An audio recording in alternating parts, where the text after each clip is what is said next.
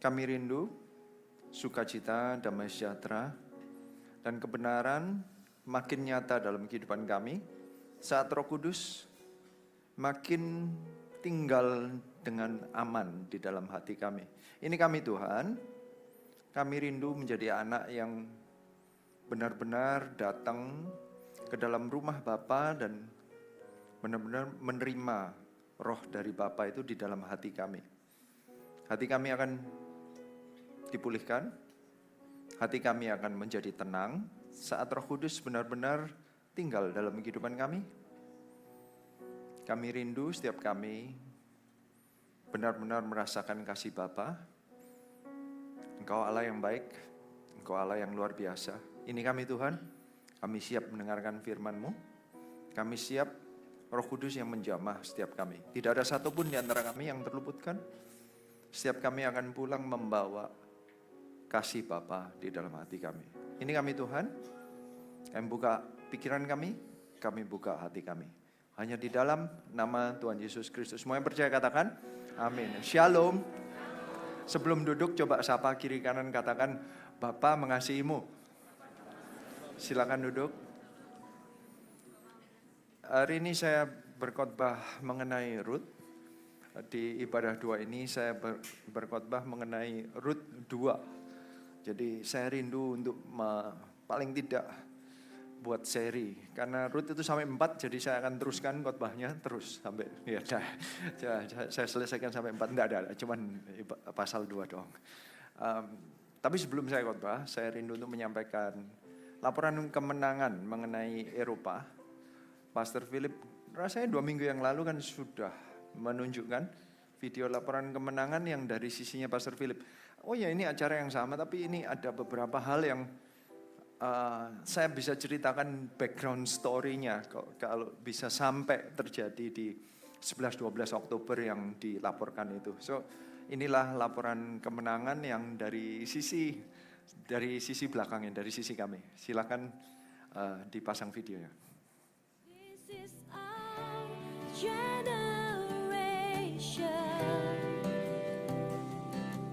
chosen, young and precious. This is our Almighty God, wonderful, strong and ageless.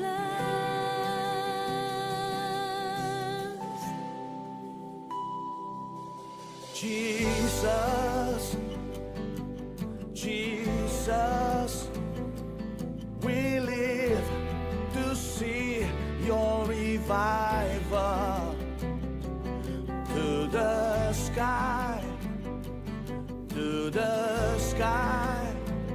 revival, fire in the Most High, revive us now.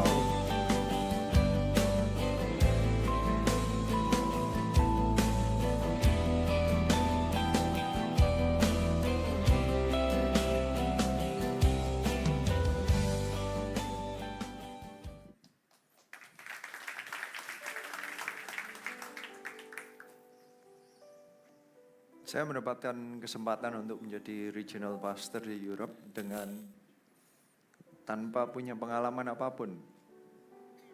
Baik itu secara posisi maupun area. Maksudnya posisi sebagai regional pastor karena saya belum pernah jadi regional pastor sebelumnya. Kalau iya berarti kan pernah dipecat ya. Jadi belum pernah ya. Yang kedua saya nggak pernah ke Eropa karena saya lahirnya Surabaya. Jadi ya benar-benar sesuatu yang baru. Berangkat tanpa tidak bisa membawa cuman pengalaman aja. Apapun yang saya pernah alami di Surabaya dengan ini wajah-wajah, beberapa wajah saya banyak yang kenal. Itu nggak bisa cuma dibawa terus aplikasikan di Eropa, nggak bisa. Benar-benar saya itu harus mikir dari awal. Apa yang saya mau lakukan di sana? Makanya tadi videonya adalah saya mau mendeklarasikan, saya mau membangun gereja yang seperti apa. Saya tidak bisa hanya berkata saya mau mengadakan ibadah. Ibadah cuma sebagian dari gereja yang saya bangun. Saya nggak bisa cuman berkata, saya mau bangun CG cuma sebagian dari satu gereja. Gereja itu ya CG-nya, ya pelayanannya, ya ibadahnya, semuanya, keseluruhan sampai KKR-nya, apapun yang muncul semua dan hasil akhirnya. Orang-orang, setiap orang yang dihasilkan, yang pernah lewat dan yang mau komitmen di gereja itu nantinya menjadi orang apa? Itu yang harus saya pikirkan, dan setiap apa yang kami lakukan setiap saat, mau waktu mission tripnya, waktu apapun itu dengan satu tujuan yang sama. Dan saya percaya itulah yang sedang kita lakukan di GMS Pusat Utara. Kita rindu membangun satu gereja yang menyembuhkan orang, yang memulihkan orang, yang membawa orang-orang mendekat kepada Tuhan Yesus Kristus. Siapa yang percaya katakan amin. Gak ada tujuan lain. Saya ditanya, gini ya, saya ini kalau ke Eropa, saya ditanyain sama orang, biasanya nanyanya, kamu ngapain ke kota ini? Biasanya kan mereka kalau ngelihat muka orang Asia datang ke Eropa, ya asumsi mereka adalah saya turis. Jadi kalau mereka nanya itu basa-basi. Basa-basi, kamu ngapain ke sini? Biasanya saya jawabnya, oh lagi jalan-jalan. Nah yang mereka nggak sangka, saya jawabnya, saya ke sini bangun gereja. Mereka, hah? Orang Asia bangun gereja di Eropa, ya kaget. Mereka ya, ngapain bangun gereja? Bukannya di sini banyak gereja. Saya sering dengar itu sih. Kan sudah banyak gereja, apalagi di Eropa. Anda belok dikit ya ada gedung gerejanya, ada gedungnya loh ya. Tapi banyak yang sudah tutup. Banyak yang berubah menjadi diskotik, berubah menjadi klub, berubah menjadi bar, berubah menjadi hotel, berubah menjadi tempat ibadah yang lain bahkan. Itu jadi tapi mereka tetap heran, kenapa kamu bangun gereja di sini? Tapi setelah ya saya ke sana bukan pikirnya saya ini kontraktor kali gitu, bukan, ternyata saya nggak bangun gereja secara fisik, saya harus jelasin ulang. Sama, kita bangun gereja di mana-mana. GMS punya visi 1000 gereja 1 juta murid, itu intinya bukan bangun gedungnya, tapi bangun jemaatnya, orangnya satu persatu. Noleh ke sebelah Anda, nah itu gereja Tuhan itu ya.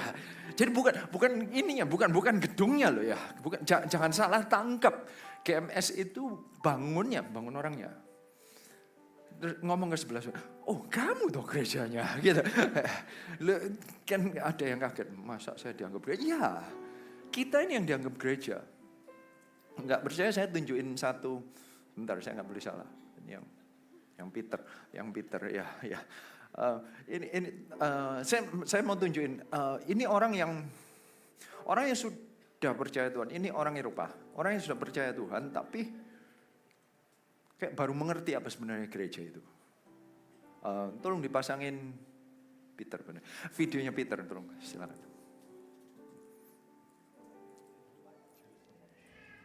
Did something change your mind yesterday? No, it's not about. What is it? I found out about religion and about love. That's a big difference. Yes. So, yeah, that's really a personal experience I had. God showed me at a certain moment. I hope that now that you've got a glimpse of what a church that should express love, and we tried to do it. No, I think it's way more. Well, for us, it's still a glimpse. God is way more loving than what we showed.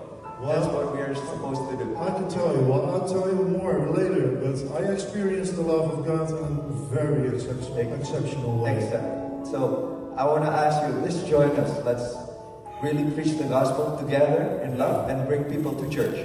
Hallelujah. God bless you.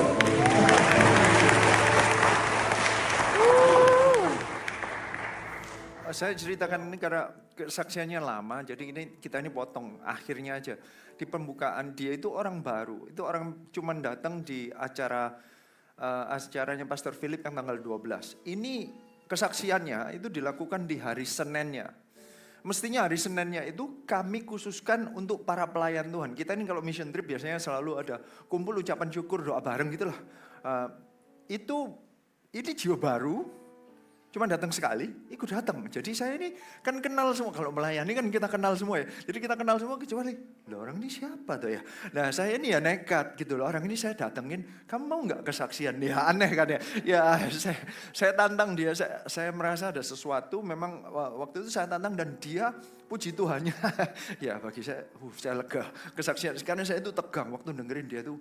Ini nanti orang ngomong apa ya? Ya kan bisa positif, bisa negatif. Orang pertama kali datang, dia ngomong pertama kalinya saya ke gereja, saya dulu sudah percaya Tuhan, tapi saya nggak suka gereja. Dia ngaku gitu. Jadi kata-katanya gitu, saya nggak suka gereja. Tapi kemarin saya datang pertama kali, saya merasakan kasih. Wah, itu saya leganya ampun. Ya dia terus dia jelasin dan ketahuan kalau dia itu orang Kristen yang memang sudah lama baca Alkitab kan. Dia ngomong, saya melihat buah-buah roh. Makanya dia waktu cerita itu kan saya tantang. Jadi kamu melihat ekspresi kasih ya, bukan hanya itu, lebih daripada itu. Dia sampai ngomongnya kayak begitu karena dia ngelihat buah-buah roh. Ini kalau orang kata-kata buah-buah roh itu kalau orang nggak pernah baca Alkitab nggak mungkin. Roh nggak punya buah kecuali yang ada di Alkitab, benar ya. Orang yang pakai bahasa Alkitab ini orang sudah percaya Tuhan tapi tidak pernah tertanam di gereja, mengembara. Kasihan ya, di Eropa itu banyak ternyata. Kalau ditanya berarti, kenapa kita bangun gereja di Eropa? Karena ternyata banyak anak-anak Tuhan yang kelihatannya anak Tuhan tapi terasing dan tersesat, nggak punya rumah. Kami bangun rumah, gereja, kita bangun rumah di mana orang-orang dipulihkan, yang nantinya kita akan bangun barengan. Biasanya ya, saya ini jarang dapat persetujuan dari orang Eropa, tapi Anda lihat tadi, dia setuju. Dia ngomong, ayo kita bangun gereja selamatkan jiwa-jiwa. Dia langsung ngomong haleluya, sepakat. Itu ada satu lagi, nanti saya belum tentu pasang. Saya tantang, orang-orang ini saya tantang, ayo kita selamatkan orang-orang Eropa. Yang di video pertama itu, Europe shall be safe. Enggak tahu, ada ya kata-katanya? Muncul enggak? Ya. Europe shall be safe, itu satu istilah yang saya dapat dari seorang pendeta di Swiss. Saya ini pernah pelayanan bersama dengan Pastor Philip ke satu gereja di Swiss. Orang ini pendeta ini pernah masuk di salah satu video laporan kemenangan Pastor Philip di Taiwan. Dia itu orang Eropa yang datang ke acara FKA-nya Pastor Philip di Taiwan. Kalau Anda ingat, dia itu rambutnya panjang, jenggotnya panjang. Dia didoain sama Pastor Philip. Terus dia rebah dan manifestasi saat itu juga. Orang itu ngundang Pastor Philip dan saya datang dan saya mulai observasi dia itu rindu revival. Setiap jam 5 sore, karena kita beberapa hari gitu, setiap jam 5 sore handphonenya bunyi, dia buka, terus dia langsung doa. Dia pegangan tangan sama kalau enggak dengan istrinya atau anaknya, dia langsung doa, terus dia akhiri kata-kata doanya itu dengan Europe shall be saved in the name of Jesus, amen. Dia pakai kata itu terus sampai saya ini, asik ya katanya, Europe shall be saved. Waktu saya dikirim, saya ingat kata-katanya dia dan tak pakai. Uniknya, gara-gara saya ingat waktu KKR atau special service, saya ingat dia, pendeta itu, saya kirimin WA, bentar lagi ada acara, Pastor Philip datang ada acara. Ayo ya datang ya, kita ketemu ya. Dia ngomong, oh iya memang saya sudah rencana ketemu. Orang itu kita ketemu lagi. Jadi terus tak ngomongin, saya pinjem ya kata-katamu. Tak pakai, saya membangun gereja. Ini jadi kayak teriakan kami, khususnya yang untuk GMS Eropa, Europe shall be saved. Kita ini bangun gereja untuk menyelamatkan jiwa demi jiwa. Siapa yang percaya? Katakan amin. Kita bangun di utara ini pun untuk menyelamatkan satu jiwa demi satu jiwa. Gak ada tujuan lain, agendanya cuma satu, menyelamatkan jiwa demi jiwa. Saya mulai langsung dari Roma 8 ayat 14. Yang diselamatkan itu yang tipe apa? Tadi yang video yang saya tunjukkan, seorang namanya itu Peter orangnya. Dia kelihatannya sudah percaya Tuhan, kelihatannya beragama. Kelihatannya, tapi kata-katanya dia adalah, dia bisa bedain antara agama dan kasih Tuhan. Dia ngelihat gereja kita bukan ngelihat agamanya, dia ngelihat kasihnya Tuhan. Saya rindunya kalau kita bangun gereja, orang nggak ngelihatnya agamanya. Orang bukan ngelihat strukturnya, urutannya, doktrinnya, tapi orang ngelihat kasih Tuhannya. Of course ada doktrinnya, of course ada strukturnya, of course ada ibadahnya, of course ada peraturannya. Kita diatur semua, ada yang dimenitin, bahkan didetiin gitu ya. Ya, kita diatur berdirinya di mana, ada titiknya. Saya ini kalau ngelewat sedikit gitu saya diturunin sebenarnya. Tidak ada. Ya. Tapi saya berharap meskipun diatur kayak begini, yang diterima adalah kasih Tuhannya. Itu kita atur. Dan dia ngelihatnya kasih Tuhan. Kerinduan saya adalah kalau kita bangun di pusat utara ini, orang nggak ngelihat, oh CG-nya di sini kok kayak gini kok. Bukan ngelihat CG-nya, Anda ngelihat, ngerasain dan ngelihat kasih Tuhan nggak? Di CG, di setiap ibadah, di setiap acara kita. Itulah yang mau kita bangun. Gereja Tuhan yang menyatakan kasih Tuhan, buah-buah rohnya nyata di setiap kita. Katakan ke sebelah-sebelah Anda, buah-buah roh biar nyata dalam kehidupanmu. Katakan demikian. Orang yang diselamatkan itu adalah orang-orang yang terhilang.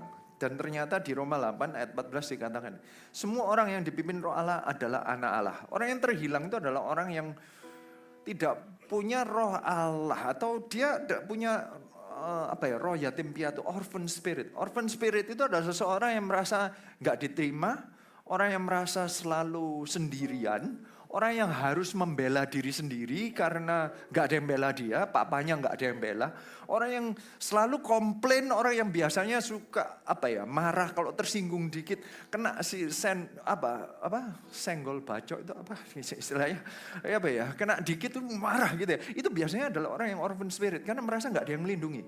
Dia harus bela dirinya sendiri. Kena sedikit haknya dia harus diambil. Kalau gak siapa yang bela? Itu orang yang roh yatim piatu. Orang kayak gini tuh suka komplain ke atas, ke bawah, ke kiri, ke kanan. Enggak tahu komplain mengenai pemerintah, peraturan, dunia, ekonomi. Pokoknya semua dikomplain lah. Sampai gerejanya dikomplain. Kenapa sih di gereja itu kok ada suara banyak tikusnya? Enggak, itu di atas ada ada mobil itu go-kart ya. Go-kartnya muter-muter jadi bunyinya ban ke lantai ya, bukan tikus. Jangan cari tikus ya, enggak ada tikusnya. Itu suara. Dan Anda bisa komplain apapun. Anda bisa komplain ini, bisa komplain lampu, bisa komplain suara, bisa komplain apapun bisa dikomplain, kursinya kayak jalan pintu masuknya, apa aja bisa. Biasanya kalau banyak komplain, saya nggak boleh melihat ya, semua orang bisa melihat lah ya, semua bisa menilai. Tapi kalau komplain itu kan lain, Anda berusaha membela hak Anda sendiri. Orang melihat ada kekurangan itu biasa, itu normal. Tapi kalau kekurangan ini membuat hidup Anda nggak nyaman sehingga Anda sepertinya berteriak dan harus berusaha bahkan marahin orang lain, nyalahin orang lain, tidak bertanggung jawab sendiri, tidak membantu tapi malah nyalahin, itu adalah seorang yatim piatu. Dunia ini penuh dengan orang seperti itu. Di Eropa juga, saya percaya itu bukan masalah Eropanya, tapi di dunia ini. Roh antikris atau iblis itu selalu berusaha mematahkan hubungan kita dengan Bapa. Bahkan di Taman Eden aja yang pertama dimunculin dalam hatinya Hawa adalah bener Bapa di surga ngomong kayak gitu. Diputusin hubungan trust kepada Bapa di surga itu digrogotin oleh iblis. Dengan tujuan suatu titik kita gak percaya sama sekali sama Bapa sehingga akhirnya gak punya rumah beneran, gak punya Taman Eden, terbuang. Akhirnya bukan Bapa anak lagi tapi budak dengan tuannya. Hubungannya dengan Tuhan itu jadi transaksional. Hubungannya adalah kalau aku melayani berkati aku. Kalau nggak ada berkat berarti engkau jahat. Itu transaksional. Itu iblis selalu berusaha menjauh-jauhkan kita dari Bapa di surga sehingga hubungan kita itu agamawi. Itu kata-kata yang dipakai oleh Peter tadi. I've seen religion. Kenapa dia nggak mau ke gereja? Karena gereja menunjukkan religius. Religius itu gini loh, hubungan dengan Bapa di surga itu dengan peraturan. Jika Anda taat sesuatu, Anda dapat berkat. Jika Anda setia sampai melakukan berapa kali doa, berapa kali apa gitu ya, Anda akan dapat keselamatan. Berarti semuanya bisa Anda beli sepertinya. Itu religius. Beragama itu kayak ada requirement, ada penuh. Nah, kalau ada minimumnya sampai Anda masuk surga. Itu religius. Bapa di surga itu, kita nggak melakukan apa-apa, yang melakukan Tuhan Yesus Kristus di atas kayu salib, diberi kasih karunia. Itu hubungan anak sama Bapa. Yang bela itu Bapa. Kita ini anak yang terhilang, diselamatkan. Itu bedanya. Bedanya jauh banget. Waktu seseorang lihat gereja ini penuh dengan kasih Bapa, baru hubungannya balik ke Bapa di surga. Gereja yang benar-benar menyatakan kasih Bapa. Ada peraturannya, tapi peraturannya itu bukan untuk keselamatan. Peraturan itu hanya untuk mengatur. Peraturan itu menumbuhkan seseorang, bukan masalah keselamatannya. Dan ini yang harus dirasakan di setiap CG, setiap acara kita, dan puji Tuhan, kemarin yang Europe Special Service itu dirasakan oleh orang itu. Orang itu komitmen loh. Itu kan kejadian tanggal 13 Oktober. 2 minggu kemudian dia datang lagi, di minggu keduanya dia ngajak orang lain. Sudah ngajak jiwa baru. Jiwa barunya itu adalah orang keturunan India yang sudah lama tinggal di Belanda dan menjadi street evangelist. Jadi kerjaannya itu sudah mengabarkan Injil tapi nggak punya gereja. Kan aneh tuh ya. Di Eropa itu. Percaya Tuhan, sudah menginjil tapi nggak punya gereja. Di sana itu banyak lost child. Makanya Tuhan Yesus begitu datang ke bumi, yang diperkenalkan adalah Aba Bapa. Doanya doa Bapa kami. Tuhan Yesus menyatakan diri, aku anak Allah. Dia itu menyatakan bahwa ini loh hubungannya adalah anak Allah dengan Bapa di surga. Langsung dikembalikan ke aslinya itu seperti apa? Hubungan Bapa dan anak. Bukan religion, bukan agamawi. Makanya kita ini sangat, apa yang menyebabkan seseorang kembali kepada Bapanya? Kata-katanya adalah semua orang yang dipimpin Roh Allah. Makanya kita ini selalu kepingin setiap Anda itu dipenuhi Roh Kudus. Karena Roh Kuduslah yang akan bersaksi di dalam hati Anda bahwa Anda adalah anak Allah. Banyak orang yang nanya, apa sih artinya saya selamat? Gimana caranya saya tahu kalau saya selamat? Apakah gara-gara dimasukin air? Itu tindakannya. Tapi seharusnya kita nggak bisa maksa orang masuk. Maksudnya dibaptis itu loh. Dibaptis itu apakah itu tandanya keselamatan? Enggak. Jika Anda mengaku bahwa Yesus Kristus adalah Tuhan, itulah Anda selamatnya. Baptisnya itu cuma ekspresi bersaksi. Roh Kudus bersaksi, iya. Ayo tindakan seorang anak adalah dibaptis yang pertama. Baptis itu cuma ekspresi seorang yang sudah diselamatkan. Jadi apa yang membuat Anda selamat? Dalam hati Anda ada Roh Allah yang bersaksi bahwa Anda adalah anak Allah. Siapa yang percaya katakan amin. Makanya kita ini selalu rindu Anda selalu dipenuhi Roh Kudus. Saya akan mulai, dari tadi belum mulai khotbah. Ini baru mulai khotbah ya. Rut 2, mulai ayat 1. Naomi itu mempunyai seorang sanak dari pihak suaminya. Seorang yang kaya raya dari kaum Elimelek, namanya Boas. Maka Rut, perempuan Moab itu berkata kepada Naomi, biarkanlah aku pergi ke ladang memungut bulir-bulir jelai di belakang orang yang murah hati kepadaku. Dan sahut Naomi kepadanya, pergilah anakku. Pergilah ia lalu sampai di ladang dan memungut jelai di belakang penyapit-penyapit. Kebetulan ia berada di tanah milik Boas yang berasal dari kaum Elimelek. Lalu datanglah Boas dari Bethlehem. Ia berkata kepada penyapit-penyapit itu, Tuhan kiranya menyertai kamu. Jawab mereka padanya, Tuhan kiranya memberkati Tuhan. Lalu kata Boas kepada bujangnya yang mengawasi penyapit itu, dari manakah perempuan ini? Bentar, ini ceritanya, karena Anda nggak dengerin yang ibadah jam 10, tapi mungkin ada yang ngulang. Rut ini ceritanya di masa kekacauan. Kitab ini muncul di mana hakim-hakim itu yang paling sering muncul adalah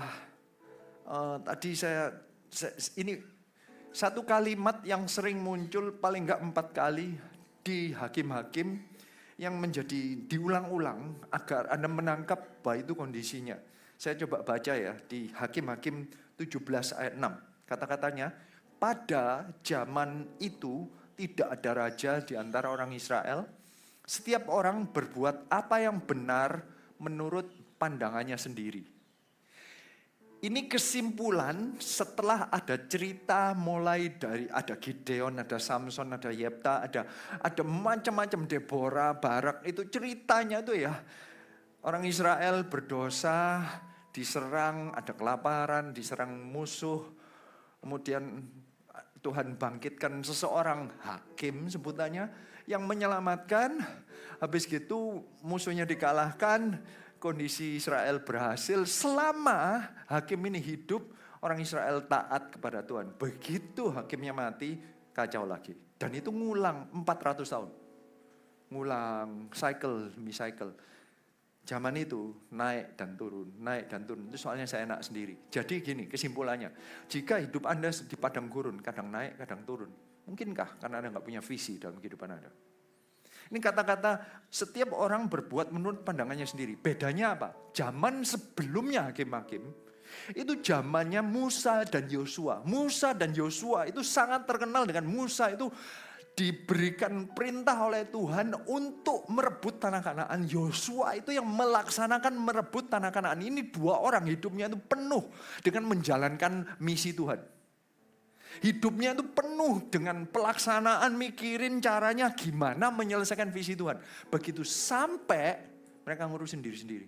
Bingungnya dengan mengirik gandum, cari tempat perkebunan, pokoknya ngurusin itu. Siapa kawin siapa, dapat berkata, pusingnya itu ngurusin yang sehari-hari. Gak ada urusan, aku mau merebut area ini untuk Tuhan. Gak ada visi sama sekali. Jadi kesimpulan yang diulang-ulang ini 4 kali, plus minus bolak-balik. Tidak ada raja, berbuat menurut pandangan sendiri. Ya. Visi saya ya visi saya. Gak usah ngurusin visinya orang lain. Ternyata visi itu menyelamatkan. Tahu kenapa kok setiap kali hakim itu dibangkitkan, itu kok mereka diselamatkan? Karena misalnya Gideon ini, tiba-tiba saya khotbah hakim-hakim. Gideon itu kerjaannya ini ngurusin itu loh, memeras anggur di tempat pengirian gandum, bener ya? Tahu dia itu ngurusin apa? Dirinya sendiri. Waktu dipanggil, pahlawan, kata-katanya pahlawan Israel, ya kan? Itu seorang yang lagi ngerjain memeras anggur di pengirikan gandum sambil sembunyi itu mikirin diri sendiri dan pekerjaannya sendiri ditantang untuk jadi pahlawannya Israel. Tahu jawabannya apa? Loh, tapi aku kan yang paling kecil dari keluargaku yang paling kecil dari sukuku yang paling kecil dari iya kan? Jadi pokoknya mikirin keluargaku, me and my family. Jangan ditaruh ke Israel. Tapi begitu dia bangkit, dia jadi pahlawannya Israel. Tahu apa yang membuat Gideon bangkit? Karena visinya diubahkan dari ngurusin bisnisnya, jadi ngurusin Israel. Tiba-tiba dia menjadi besar. Saat dia menjadi besar, seluruh keluarganya, termasuk dia, selamat. Jadi apa yang menyelamatkan dia? Visi. Visi Tuhan itu menyelamatkan. Visi Tuhan itu apa? Jadikan semua bangsa murid Yesus. Kalau itu enggak terjadi, enggak ada orang Eropa yang akhirnya selamat dan akhirnya berangkat ke Indonesia sehingga kita selamat. Jika visi itu tidak diambil oleh orang Belanda, dia enggak berangkat ke Indonesia, orang tua kita enggak ada yang selamat. Enggak ada penginjil yang akhirnya jadi pendeta yang akhirnya nyelamatin keluarga kita, enggak ada. Berarti visi itu menyelamatkan kita. Jika orang Eropa itu ngurusin dirinya sendiri, kita orang Indonesia nggak selamat. Berarti visi menyelamatkan nggak? Ya. Waktu manusia menyelamatkan bisnisnya sendiri, saat itulah negara kacau. Karena semua kacau, kejahatan makin muncul. Semua kalau lagi ngurusin diri sendiri, itulah kekacauan mulai muncul. Menakutkannya, zaman sekarang ini yang dikabarkan ini, di dunia ini adalah urusin dirimu sendiri, jangan ngurusin yang lain. Sampai di film-film, di kartun aja, diajarinya adalah ngurusin diri sendiri. Gak percaya? Lagunya Frozen itu, Let It Go, Let it go. Loh, saya nyanyi. Tapi apa yang di let go? Sudah jangan ngurusin orang lain. Lakukan apa yang kamu mau. Apa yang ada dalam feelingmu itu yang benar. Orang tua ajarin gak benar semua itu. Kamu yang benar. Semuanya itu urusin menurut pandanganmu sendiri. Itu yang sekarang diajarin. Berarti zamannya hakim-hakim terjadi lagi. Jika tidak ada gereja yang mengembalikan ke visi Tuhan, sama hancurnya kayak zamannya hakim-hakim. Kenapa Eropa seperti itu? Eropa itu cuma 2% yang ke gereja. Karena mereka tidak ada raja di atas segala raja. Dalam hatinya itu, setiap orang berbuat apa yang benar menurut pandangannya sendiri. Tanya setiap orang Eropa, jawabannya kayak gitu. Ya. Kalau aku merasa aku sayang sama dia, dia sayang sama saya mau tinggal bareng ya enggak apa-apa. Itu namanya adult consent kata-katanya. Ada istilahnya semua. Jadi mau tinggal bareng kayak, mau apa kayak, mau menikah enggak, urusannya. Oh aku seneng kok. Menurut saya benar, enggak ada dosa. Enggak ada, menurut saya benar. Jadi yang menentukan benar salah siapa? Siapa hakimnya? Mereka sendiri, makanya kacau. Tidak ada Tuhan, tidak ada hakim, tidak ada hukum, tidak ada Alkitab, tidak ada firman Tuhan. No king of kings, there is no king. Kacau. Siapa yang mengembalikan kingship gereja Tuhan? We build churches untuk meninggikan Tuhan Yesus Kristus sebagai raja di atas segala raja. Supaya tidak terjadi yang seperti di hakim-hakim. Kita kalau belajar Alkitab supaya kita mengerti apa konteksnya di dunia ini. Kenapa kok kita bangun gereja? Karena jika tidak ada raja di atas segala raja, mereka melakukan seenaknya sendiri. Gereja Tuhan akan selalu mengabarkan Injil, meletakkan Tuhan Yesus sebagai raja di atas segala raja. Sehingga orang enggak menentukan yang dosa dan enggak dosa sendiri. Hanya Yesus sebagai hakim agung yang menentukan. Siapa yang percaya katakan amin. This is the church that we want to build. Gereja, CG, setiap yang kita lakukan untuk meninggikan Tuhan Yesus sebagai raja di atas segala raja.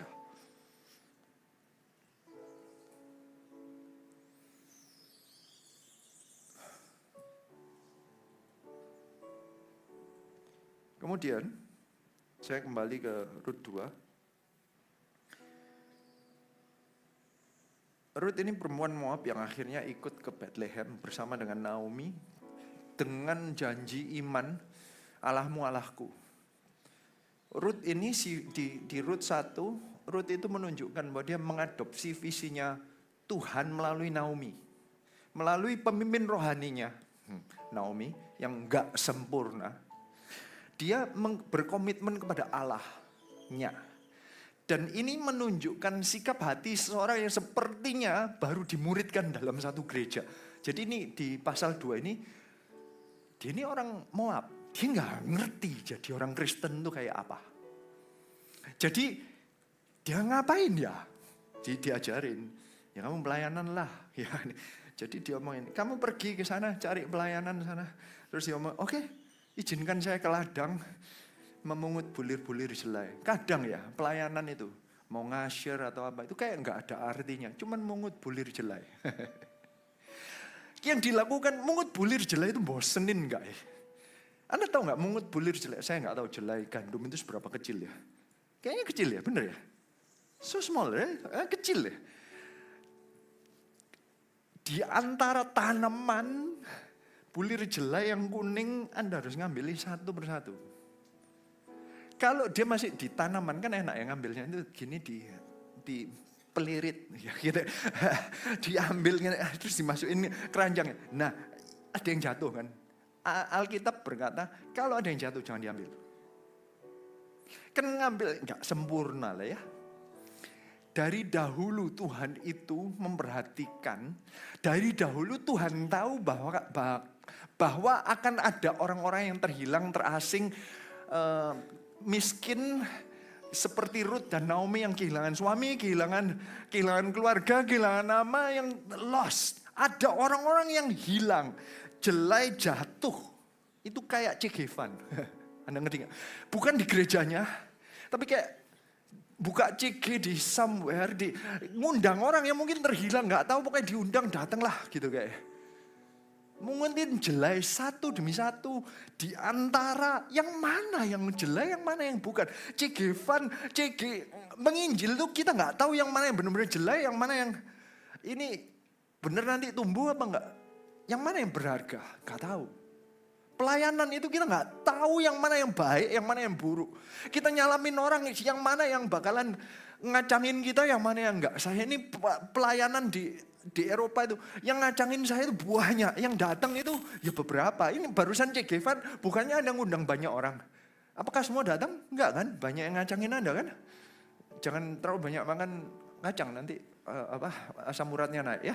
Ya, itu biasa. Kalau kita nggak akan tahu yang mana yang jelek. Mungut satu persatu setiap minggu, kita nggak tahu yang mana yang efektif. Kita melakukan rutin, nggak tahu itu nyanyi. Ada yang terjamah Tuhan, ada khotbah, ada yang ngantuk, ada yang enggak.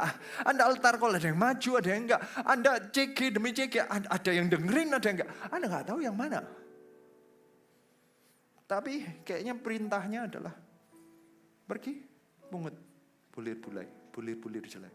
Satu jiwa demi satu jiwa. Yang Anda lihat di laporan kemenangan, itu yang berhasil. Anda nggak tahu berapa banyak yang nggak berhasil. Tapi itu sampai di sana, karena kita, CG kita dan gereja kita di Eropa itu satu minggu demi satu minggu, satu hari demi satu hari, follow up jiwa-jiwa. Kalau ada masalah didoain, kita doa keliling, didoain dari kota demi kota. CG dibuka, ada CG yang dibuka di kota ini, tutup lagi. Ada yang gini, ada yang pulang, ada yang pergi, ada yang pindah. Ada yang mau terus hilang, ada yang mau tapi marah terus hilang. Ada yang tetap, ada yang dulu kayaknya nggak mungkin, sekarang sudah jadi coach, ya ada. Tapi dari antaranya ada yang tahu yang mana. Kalau Anda nggak mengutin setiap bulir jelai, kalau pelayanan Anda tidak setia, Anda nggak tahu yang nantinya menghasilkan. Ada yang 30, 60, 100 kali lipat. Anda nggak tahu yang mana. Tugas kita setia. Ruth ini menunjukkan kesetiaannya. Dia nggak pandang bulu. Dia capek nggak? Saya itu menebak beberapa komentator nggak yakin sih. Ada kemungkinan Ruth dan Orpa itu dari keluarga bangsawan. Mungkin keluarganya Eglon yang rajanya Moab. Ada kemungkinan. Jadi ini mestinya kalau dia tetap tinggal di Moab, dia itu bisa nyantai. Karena keluarga kaya. Keluarga terpandang.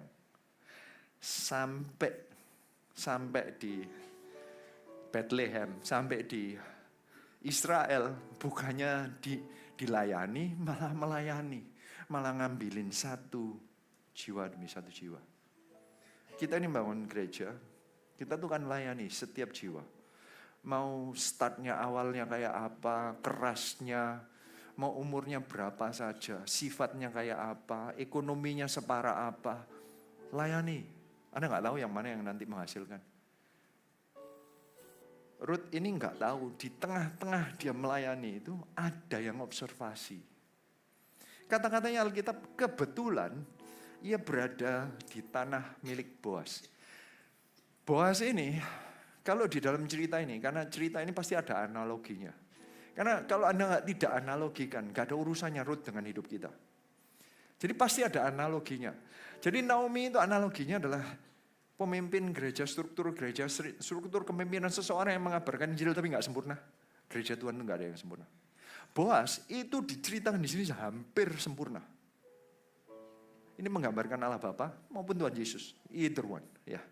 Tapi memang ada istilah, itu adalah kinsman redeemer, bahasa Indonesia saya nggak tahu. Kinsman redeemer itu apa? Penyelamat yang dari dulur gitu ya. Dulur itu menyelamatkan, nggak ngerti apa sih. Saudara itu yang menyelamatkan. Jadi kalau mati semua, keluarga terdekat ini yang harus nyelamatin. Karena Elimelek mati, Mahlon Kilion. Elimelek itu suaminya Naomi. Mahlon Kilion itu anaknya Naomi. Kalau yang lakinya mati semua, mestinya laki yang saudara terdekatnya ini yang nyelamatin Naomi. Karena Naomi masih hidup tapi nggak punya hak, nggak punya kekuasaan, nggak punya tanah, nggak punya kekayaan apapun, nggak punya income. Kerjanya cuma minta-minta, makanya ngambil jelai itu satu persatu, butiran jelai. Ini satu yang mestinya yang menyelamatkan adalah saudara terdekat. Itu istilahnya dalam bahasa Inggris kinsman redeemer. Di Alkitab, our kinsman redeemer is Jesus Christ. Berarti Boas ini adalah Tuhan Yesusnya. Anda nggak tahu kalau Anda lagi pelayanan, ngambilin bulir jelai yang kelihatannya nggak ada artinya. Dia kalau orang kaya biasanya bukan ngambilin bulir jelai, tapi ngambil roti. Roti itu terdiri nggak tahu, satu helai roti itu terdiri dari berapa bulir. Dia ini ngerjainnya ngambil satu bulir demi satu bulir. Bukan ngambil rotinya loh ya. Ngambil satu roti aja belum tentu kenyang. Satu bulir, gak kenyang lah. Itu belum diproses lagi, raw. Sudah gak kenyang, raw lagi. Pelayanan dari minggu ke minggu itu raw. Tapi apakah itu yang membuat Anda diselamatkan? Enggak. Jadi Anda pikir pelayanan Anda menyelamatkan? Enggak. Anda jadi CGL apakah itu menyelamatkan? Enggak. Itu cuman bulir jelai. Yang kelihatannya, aduh apa sih? Hasilnya apa sih setiap minggu? Di khotbah ini belum tentu berubah. Tapi Anda ambilin terus. Tahu yang efeknya adalah ternyata yang punya ladang itu Boas.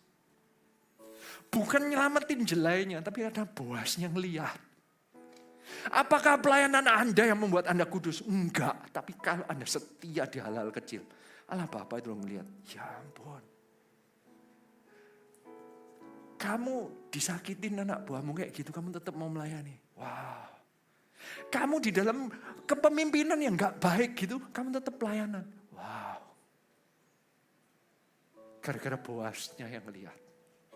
Bukan gara-gara Anda yang hebat. Kata-kata Alkitab, kebetulan ia berada di tanah milik Boas. Gereja Tuhan ini, ladangnya Tuhan.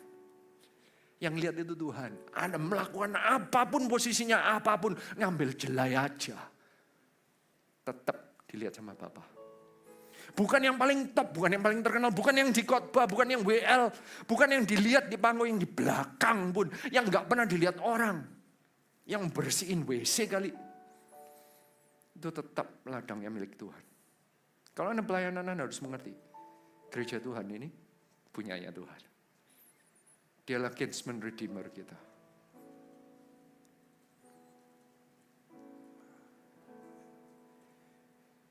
Dari dahulu Allah Bapa itu memperhatikan yang hilang. Jangan. Makanya kadang ada orang yang komplain gini. Kenapa sih?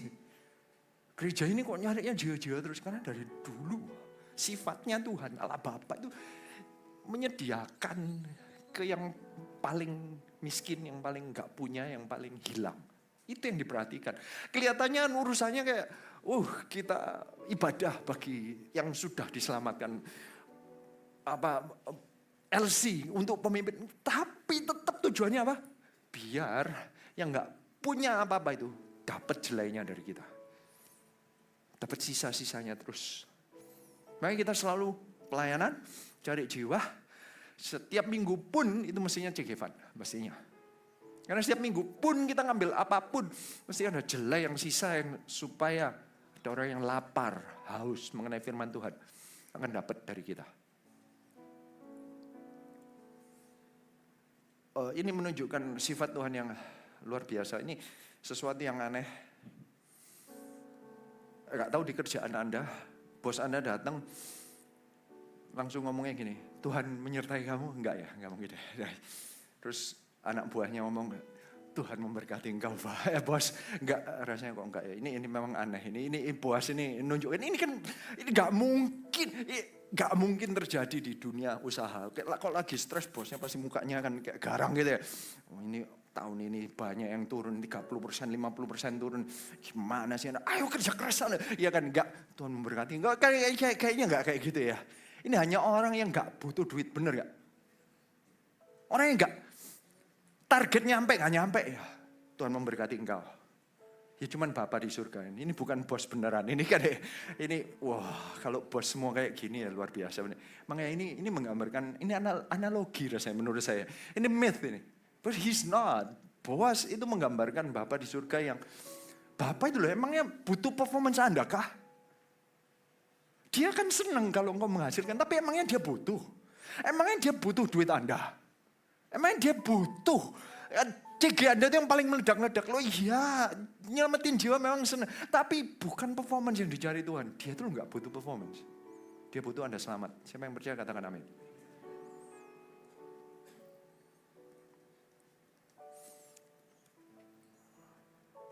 Ayat 6. Bujang yang mengawasi penyabit-nyabit itu menjawab, dia adalah seorang perempuan Moab.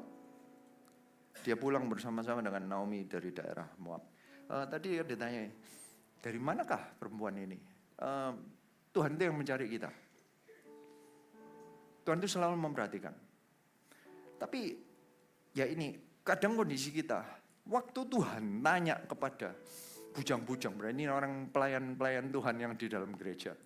Pelayan Tuhan itu yang gak sempurna. Waktu ditanya, ya dari mana perempuan itu? Jawabannya, dia adalah seorang perempuan Moab. Moab itu di bayangan orang Israel, Moab itu adalah hasil incest. Apalagi perempuan itu gak punya hak. Jadi kalau disebutnya perempuan Moab itu hinaan. Kadang, memang gereja itu penuh dengan, manusia itu kan gak sempurna. Jadi kadang kalau di CG, kita itu, kenapa ya CGL-nya kok melakukan kayak gini? Karena kita ini manusia nggak sempurna semua, oke? Kadang CGL itu menganggap kita, ini orang keras kepala sekali, ya. Kadang kita itu mengecap seseorang kayak ini perempuan Moab banget, gitu ya kayak ini orang nggak benar, ini nggak punya potensi. Perempuan Moab itu basically dicap orang ini rendah, nggak punya potensi. Cuman ada hubungan dengan Naomi dari daerah Moab. Jadi ini orang second class dicap. Herannya, bos enggak. Yang disuruh merhatikan di Alkitab itu adalah orang Israel. Tapi ternyata orang asing yang diperhatikan. Ayat 7 tapi, ini yang dilihat. Tadi ia berkata, izinkanlah kiranya aku memungut dan mengumpulkan jelai dari antara berkas-berkas jelai ini di belakang penyapit-penyapit. Begitulah ia datang dan terus sibuk dari pagi sampai sekarang. Dan seketika pun ia tidak berhenti. Saya itu pernah diajak omong oleh seorang hamba Tuhan dari negara lain. Dia ngomongnya begini, GMS itu aneh. Kenapa kok bisa ada orang-orang yang mission trip, gak usah begitu. Yang di Eropa barusan ini aja. Ada 130 orang dari luar Netherlands. 130 orang datang melayani.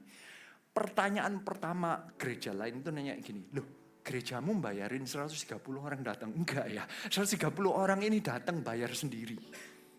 Ke Eropa, 130 orang. Ada yang dari Indonesia, dari Surabaya, Jakarta, Bali, dari nggak tahu Jawa Tengah ada nggak ya?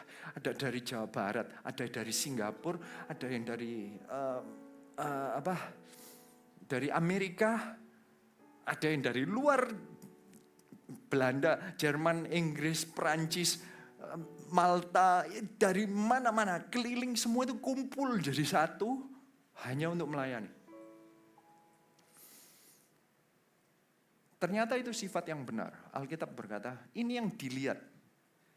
Seorang Moab pun, orang yang gak punya talenta pun. Tapi dia terus sibuk dari pagi sampai sekarang. Seketika pun tidak berhenti. Itu yang dilaporkan kepada Tuhan. Bukan, orangnya pakaiannya bagus. Bukan. Orangnya jago ngomong. Bukan. Orang yang ngerti Alkitab. Bukan. Yang dijawab adalah, dia setia. Dia kerja keras. Dia pelayanannya setia. Dia komitmen dari awal sampai akhir. Ternyata itu sifat yang tertranslasikan tanpa pengetahuan, tanpa keahlian, tanpa pelatihan. Sifat ini nggak perlu dipelajari karena ini hari pertama si Ruth itu pelayanan. Tapi sifat ini bisa tersampaikan.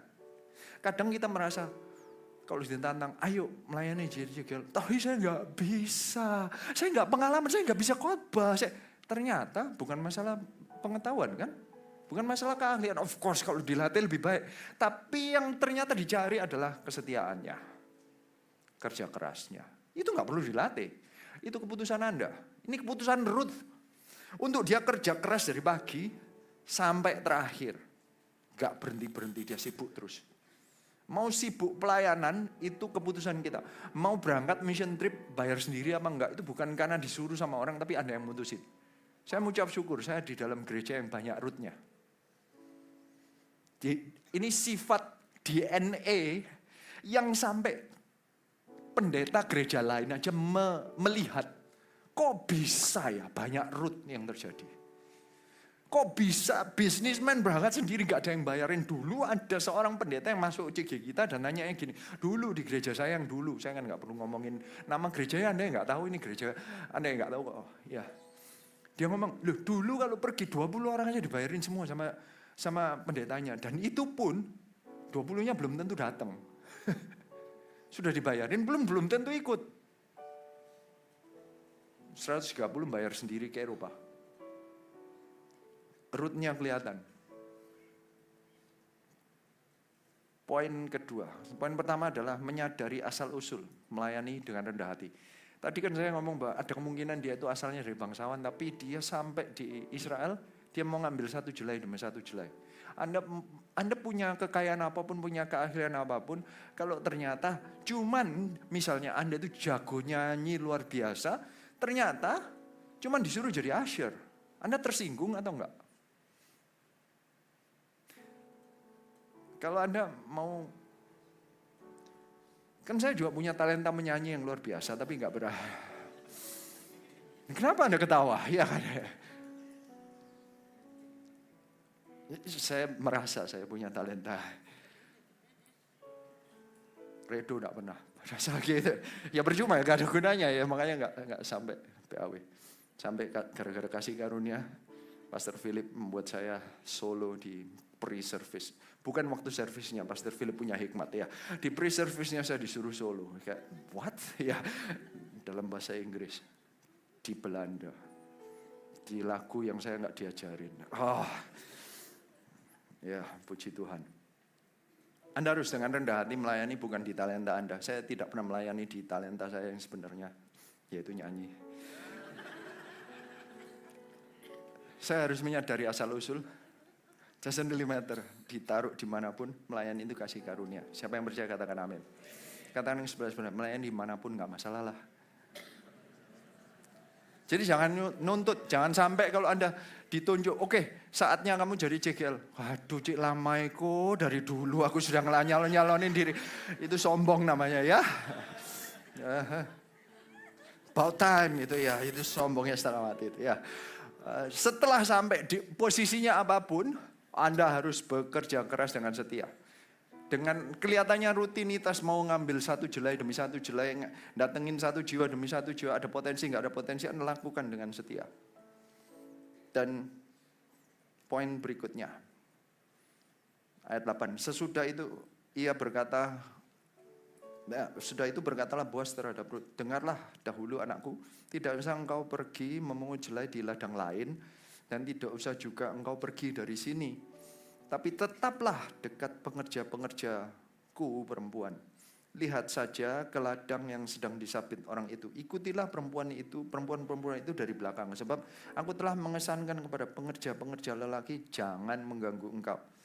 Jika engkau haus, pergilah ke tempayan-tempayan dan minumlah air yang dicedok oleh pengerja-pengerja itu. Lalu sujudlah Rut menyembah dengan mukanya sampai ke tanah dan berkata kepadanya, mengapakah aku mendapat belas kasihan daripadamu sehingga Tuhan memperhatikan aku padahal aku ini seorang asing.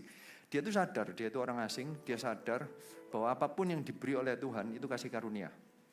Ini di sini Boas sekali lagi mewakili Tuhan, Bapa di surga dan Tuhan Yesus, bahwa Tuhan itu yang mau melindungi. Jadi dia ngomongin yang laki jangan ganggu dan mau ngasihin makan dan minum. Allah Bapa itu mau memperhatikan kita. Siapa yang percaya katakan amin. Jangan percaya kata-kata iblis dan dunia bahwa Allah itu enggak fair. Ini bukan masalah siapa yang kaya, siapa yang miskin, bukan. Allah itu punya tujuan untuk kita itu makan dan minum dan dilindungi. Ini disampaikan oleh Alkitab dengan sangat jelas. Dan apapun yang kita terima, perlindungan, kasih karunia, makan satu jelai pun, itu tetap belas kasihan dari Tuhan dan mengucap syukur. So poin ketiganya adalah mengucap syukur dalam kesempatan untuk melayani. Dan setiap apapun yang kita sudah terima. Kalau kita nggak bisa mengucap syukur, kita belajar dari Ruth. Ruth ini seseorang yang startnya dari seseorang yang terasing, seorang perempuan Moab yang sudah dicerai, nggak punya apa-apa, nggak punya sama sekali, meninggalkan semuanya sampai menjadi pewaris. Itu gara-gara sikap hatinya ini. Bukan hanya deklarasinya, tapi follow up-nya. Dia benar-benar seseorang yang berkata, Allahmu Allahku. Kemanapun kau pergi aku ikut. Bahkan sampai mati pun, kau dikubur mana aku ikut. Ini di follow up oleh Ruth dengan dia mengucap syukur hati. Dia tuh ngikut bukan gara-gara gua ngikut Naomi. Lihat nih, aku harus ngambil jelai. Dia bukan komplain sama sekali. Dia mengucap syukur. Dia datang dengan hati. Pelayanan Anda itu dengan apa sih? Anda komplain atau ucapan syukur? Beda loh. Beda kalau dilihat seorang pelayan, melayani lagi di sini. Apa-apaan sih ini? Terus ada anggota baru. Lah ini kan orang yang dulu ngambil duitku. Sekarang masuk CG ku. Gimana caranya tak usir ya? Gitu. Bayangin jika dalam hati ya Anda nggak ngomong. Ya, di mukanya shalom. Ya, dalam hati kayak gitu. Tuhan tahu loh. Tuhan tahu loh.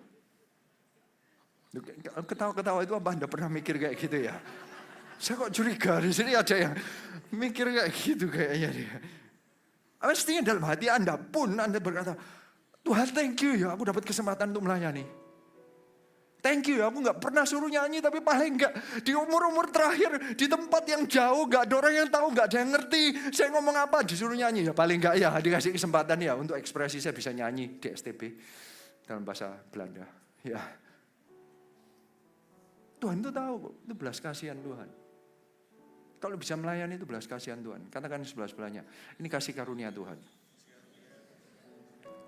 Kemudian kata ayat 11, Boas menjawab, telah dikabarkan orang kepadaku dengan lengkap.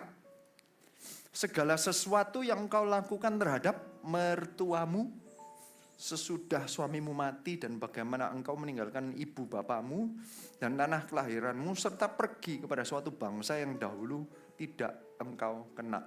Alkitab berkata, sepertinya kalau engkau melayani Tuhan, itu engkau meninggalkan saudara, rumah, ya, kelihatannya. Pelayanan itu selalu dia, loh gimana caranya, biasanya pertanyaan yang paling sering ditanyakan adalah, gimana caranya membagi waktu? Mana orang yang nanya? Ada ya.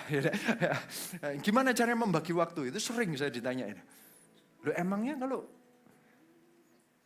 kalau Anda pelayanan itu terus hilangkah waktu Anda? Tahu nggak Tuhan itu tahu loh. Anda ninggalin keluarga, ninggalin waktu, ninggalin apa. Sepertinya Anda merisikukan segalanya untuk melakukan sesuatu untuk Tuhan. Dihafal sama Tuhan. Tuhan tahu semua, dengan lengkap dilaporin. Anda ninggalin apapun, berapa menit pun, berapa rupiah pun. Tuhan tahu. Apalagi katanya, kepada mertuamu. Mertua Naomi, tadi saya jelaskan bahwa ini analoginya, kalau Boas analoginya adalah Tuhan Yesus atau Bapa di surga atau Tuhan ya. Kalau Naomi itu orang yang mengenalkan kepada Bapa di surga, berarti ini gerejanya, CG-nya. Jadi apapun yang Anda lakukan kepada pemimpinmu, Tuhan tahu. Jadi kalau Anda benci sama pemimpin Anda, Tuhan ya tahu. Anda merasa Anda lebih pandai dari pemimpin Anda, berarti Anda sombong. Tuhan ya tahu. Setiap tindakan Anda, Tuhan itu dilapori sama malaikat. Kelihatannya kan bukan pendeta, kan cuma CGL, kan cuma sponsor. Apalagi dia nggak sempurna. Naomi kan nggak sempurna. Naomi itu ngasih nama anaknya Mahlon dan Kilion. Ini artinya adalah sick and tired. Mahlon itu sick, Kilion itu tired. Anaknya dikasih nama sick and tired. Kasihan nggak ya? Anakmu dikasih nama apa? Jangan Mahlon ya. Jangan Kilion. Oke, sick and tired. Oke. Itu kalau nggak orang kepahitan nggak keluar itu nama itu. Ini pelayan Tuhan yang kepahitan aja. Apapun yang dilakukan oleh Ruth itu kepada pelayan Tuhan yang kepahitan. Berarti Ruth ini di CG yang sempurna enggak? Enggak juga. Cuman CG ini tetap mengabarkan Injil dari rumah roti. Di Bethlehem, mengabarkan Injil. Tapi bukan dengan sempurna, tapi tetap ngajarin, ayo ke Bethlehem yuk. tetap ngajak, tetap cigevan, tapi gak sempurna. Apapun yang kita lakukan kepada pemimpin yang tidak sempurna, tetap direkod sama Tuhan. Bukannya, yang namanya Daud itu punya pemimpin yang namanya Saul, parah juga, iya kan? Bukannya Daniel itu ganti 4 raja yang isinya ada yang berhikmat, ada yang mokong, ada yang sombong, ada yang gak karu-karuan. Bukannya Yusuf itu pemimpinnya Firaun. Bukannya banyak semua pahlawan-pahlawan Alkitab itu pemimpinnya nggak ada yang sempurna semua. Tapi keputusannya saat dipimpin oleh seorang yang tidak sempurna. Mau Samuel, atasannya Eli yang katanya nggak pernah bernubuat selama bertahun-tahun. Malas. Pemimpinnya malas pun. Kalau Anda tindakannya benar. Jadi jangan komplain ya. CG ku nggak sempurna, makanya aku nggak bertumbuh, nggak juga. Pahlawan semua itu. CG nggak ada yang sempurna.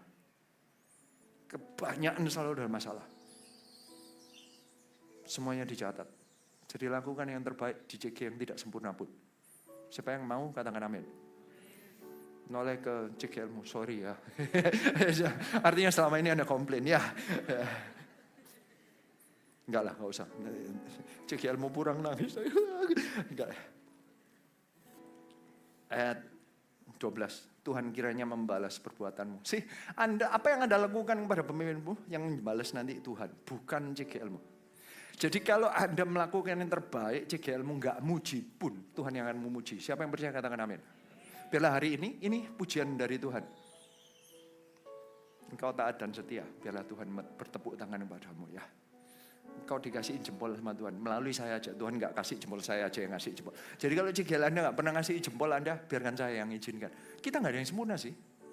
Enggak perlu nyari pujian dari pemimpin Anda atau apa. Kalaupun ternyata isinya malah pertengkaran, Anda malah istilahnya dalam bahasa Chinese-nya dicing. Ya dicing itu Chinese apa? Saya enggak jelas. Ada kalau dicing pun ya kan. So what? Karena nanti engkau dapat balasannya dari Tuhan, bukan dari manusianya. Anda pelayanannya untuk Tuhan atau untuk manusia? Are you sure? Jangan marah, mangkel, kecewa, atau berhenti pelayanan jika CGL pemimpin atau pelayanan Anda istilahnya toksik. Ada banyak yang ngomong, gimana? Saya stay nggak di pelayanan saya? Ini rasanya pelayanan saya toksik. Stay. Karena apapun yang kau lakukan, nanti Tuhan yang membalas. Di tempat yang toksik, Anda tetap mengucap syukur, Tuhan yang balas nanti. Anda akan dapat berkatnya Rut nanti. Warisan, urapan diberikan kepada Anda. Saya langsung lompat aja ke Rut 4. Apa warisan yang diterima oleh Rut? Karena poin keempatnya adalah Allah Bapa melihat setiap tindakan kita terhadap pemimpin maupun apapun yang di sekeliling kita. Yang langsung lompat ke 5. Saya langsung aja lompat ke Rut 4. Rut 4 ini the final episode of the season. Season finale. Ya, kita jadi tahu artinya ini Thanosnya mati apa enggak gitu ya. Jadi ini akhir. Yang terakhir, ini supaya Anda tahu in the end di Alkitab itu selalu hasilnya baik. Padahal di tengah-tengahnya CGL-nya enggak benar, kurang masih isinya kepahitan. Ternyata kerjaannya ribet, cuman ngambil jelek, gak ada spektakulernya. Ternyata cerita akhirnya baik. Rut 4. Saya langsung lompat ayat 14 saja. Rut 4 ayat 14. Sebab itu perempuan-perempuan berkata kepada Naomi, terpujilah Tuhan yang rela menolong engkau pada hari ini dengan seorang penebus. Termasyurlah kiranya nama anak itu di Israel. Dan dialah yang akan menyegarkan jiwamu dan memelihara engkau pada waktu rambutmu telah putih. Sebab menantumu yang mengasihi engkau telah melahirkannya, perempuan yang lebih berharga bagimu dari 7 anak laki-laki. Ini menantu ini kan, ini kata-kata orang terhadap Naomi yang berbicara mengenai Rut. Dulu Rut itu setiap kali disebut ini perempuan Moab. Sekarang menantu Naomi. Ganti jabatan enggak?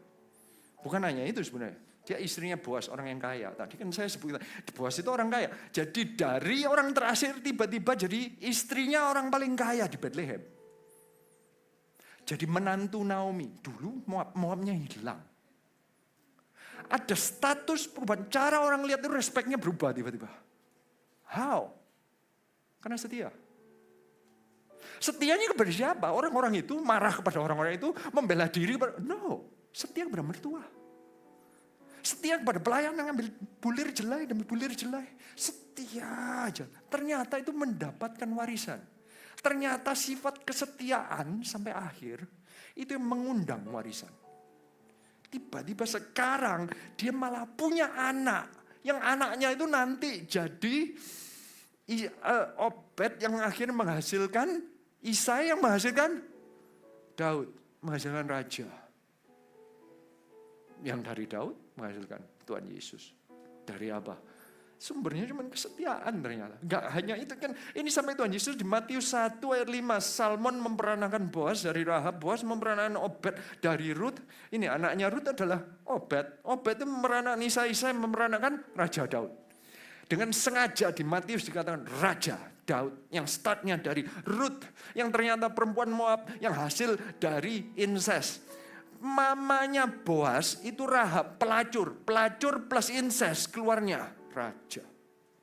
Kasih karunia Tuhan itu luar biasa. Allah itu baik. Hidupmu separah apa sih?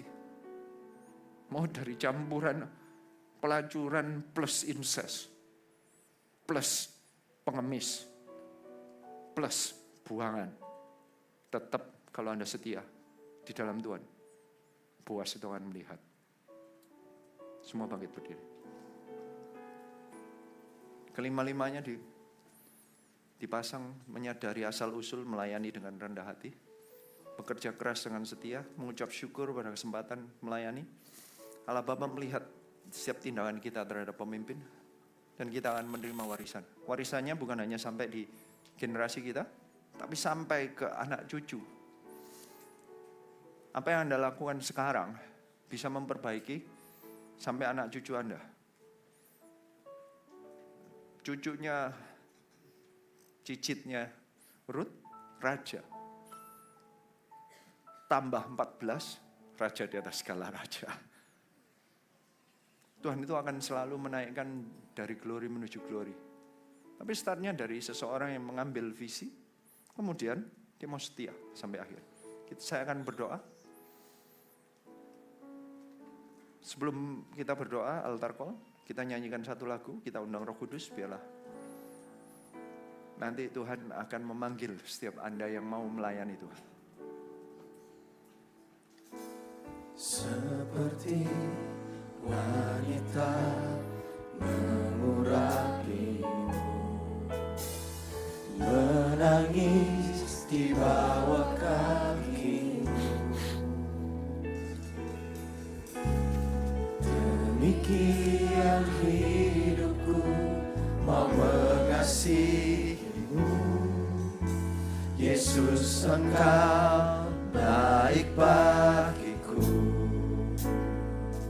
Sampai akhir ku menutup mata, ku tetap setia menanti janjimu. Sampai ku dapatkan mahkota kehidupanku, ku tetap setia untuk melayanimu. Sampai akhir ku menutup mata, ku tetap setia menanti janjimu. Sampai ku dapatkan mahkota kehidupanku, ku tetap setia untuk melayanimu. Semua tundukkan kepala. Pada sore hari ini, Tuhan sedang mencari orang-orang yang mau seperti Rut, mau setia sampai akhir. Mau sikap hatinya dalam melayani itu memang untuk Tuhan, bukan untuk manusia atau untuk keuntungan diri sendiri. Hubungan kita dengan Bapa di surga itu anak dan Bapa. Kalau kita tahu bahwa nanti Tuhan yang akan melindungi kita kok, nanti Tuhan yang akan memperhatikan kita kok. Kita gak punya makanan, Tuhan yang memperhatikan. Nanti minuman Tuhan yang akan memperhatikan. Nanti Tuhan yang akan menjaga, jangan sampai ada yang mengganggu kita. Tuhan yang akan memperhatikan. Saat kita tahu bahwa ada Bapa di surga yang menjaga kita itu tindakannya enggak terlalu agresif lagi. Bukan artinya kita enggak rajin, karena tetap rajin. Tapi tindakannya bukan untuk merebut hak diri sendiri, tapi bahkan bisa melepaskan hak. Bahkan bisa berjalan 2 mil untuk orang lain, karena tahu kalaupun ada yang kurang dalam milku, Tuhan yang nanti akan memenuhi. Ini sikap hati anak. Setia sampai akhirnya bukan karena mau mendapatkan sesuatu, tapi karena sangat yakin Bapa yang akan memperhatikan. Anak sekali ini hatinya hati yang tenang, damai di dalam Tuhan. Sikapnya tetap melayani, bukan artinya dia pelayan. Karena dia punya sikap hati anak. Dia tahu, aku melayani karena aku melayani Bapakku. Waktu melayani orang lain yang gak sempurna, itu artinya aku sudah melayani Bapakku. Aku tahu Bapa bisa melihat apapun yang kulakukan terhadap mertua dalam tanda kutip. Yang kulakukan kepada Naomi, yang kulakukan kepada para bujang. Itu ternyata dilihat oleh Bapa, dilaporkan lengkap oleh Bapa di surga. Kepada Bapa di surga. Kita tahu ada Bapa yang selalu melihat kita. Bapa yang selalu memperhatikan kita. Hari ini Tuhan sedang mencari orang-orang yang berkata seperti Ruth. Ya, aku akan setia sampai akhir. Karena aku melakukannya untuk Tuhan. Aku mau komitmen sampai akhir. Aku tahu kok Tuhan nanti yang atur. Semua warisannya Tuhan yang atur. Tuhan yang nanti increase dari seseorang yang dianggap percuma terbuang. Akhirnya lebih berharga dari 7 anak laki-laki. Dari perempuan Moab jadi lebih berharga dari 7 anak laki-laki. Dari buangan. Dari orang yang sudah kehilangan suami bahkan gak ada artinya. Sampai menjadi emak nenek moyang dari raja, bahkan raja di atas segala raja. Tuhan bisa mengangkat dan mengincrease engkau saat seseorang punya komitmen, aku mau punya sikap hati setia sampai akhir. Yang mau berkata demikian, angkat tangan. Yang mengangkat tangan ini, saya rindu untuk kita berdoa bersama-sama. Ayo maju ke depan, kita maju ke depan dan kita akan berdoa, Tuhan ini aku mau setia sampai akhir. Ayo katakan kepada Tuhan, ya, kita sepakat bersama. Sama seperti Ruth yang sepakat. Dia mau setia ngambil 1 bulir jelai demi 1 bulir jelai. Mau pelayanan, kelihatannya pelayanan di posisi apapun tetap dengan hati yang mengucap syukur. Ayo maju ke depan, kasih tempat bagi yang di belakang Anda. Maju ke depan, ayo agak depan. Karena masih ada yang lainnya, ayo maju agak depan. Anda yang di depan, ayo angkat tanganmu, katakan kepada Tuhan, ini aku Tuhan. Aku mau melayani untuk Engkau. Melayani itu bukan untuk manusia. Di dalam tempat yang kelihatannya JG atau pelayanan kami banyak orang gak sempurnanya, kami tetap melayani untuk Tuhan. Karena Tuhan tahu, Tuhan bisa melihat, Allah Bapa bisa melihat apapun yang kami perbuat. Baik kepada mertua, kepada bujang-bujang di sekeliling, kepada siapapun. 1 bulir jelai kesetiaan itu biarlah menjadi tanda, ini sikap hati. Aku tenang, damai, Allah Bapa yang akan memperhatikan aku. Allah Bapa yang akan melindungi aku. Aku punya imannya kepada Tuhan. Bukan kepada kekuatanku sendiri, bukan kepada pelayananku, tetapi kepada Bapa di surga yang mengasihi aku. Angkat tanganmu, ini aku Tuhan, aku mau melayani setia sampai akhir. Terimalah urapan yang baru, kami berdoa. Urapanmu biarlah di-increase, dinaikkan 7 kali lipat. 7 kali lipat di dalam nama Tuhan Yesus Kristus. Apapun yang belum engkau punya, biar ditambah-tambahkan. Ada karunia-karunia yang baru, biar engkau dipakai untuk menyelamatkan banyak bangsa. Engkau mengubahkan. Engkau Ruth malah mengubahkan nasibnya Naomi. Biar siapapun yang di dekatmu, keluargamu, apapun kerjaanmu akan dipakai Tuhan. Di-increase lebih-lebih lagi. Terimalah, berkatalah, terimalah urapan yang baru di dalam nama Tuhan Yesus Kristus.